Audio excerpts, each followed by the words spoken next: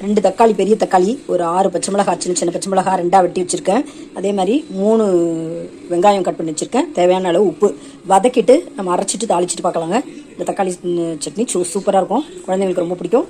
வாங்க இதெல்லாம் வதக்கிட்டு பார்க்கலாம். பாருங்கள், கடாயை வச்சாச்சு, எண்ணெய் ஊற்றி வச்சு நம்ம ஒரு 5 பச்சை மிளகாய் இதிலேயே வெங்காயத்தையும் போட்டுடலாம். பெரிய வெங்காயம் 3 வெங்காயம் கட் பண்ணி வச்சுருக்கேன், அதையும் போட்டுருங்க. நம்ம வதக்கிட்டு அரைச்சா கொஞ்சம் நல்லாயிருக்கும். பசங்களுக்கு, சின்ன பிள்ளைங்களுக்குலாம் சளி பிடிக்காது. அதனால் கொஞ்சம் நைட்டில் வதக்கிட்டு அரைக்கலாம். பச்சையாகவும் அரைக்கலாம், இது ஒரு டேஸ்ட்டாக இருக்கும். இப்போ நம்ம வதக்கிட்டு அரைக்க போகிறோம். ரொம்ப ஈஸி தான். இதிலேயே தக்காளியும் போட்டோம், கல் உப்பும் இதில் போட்டோம். கல் உப்பு இதில் போட்டோம்னா சீக்கிரமாக வதக்கிடும்.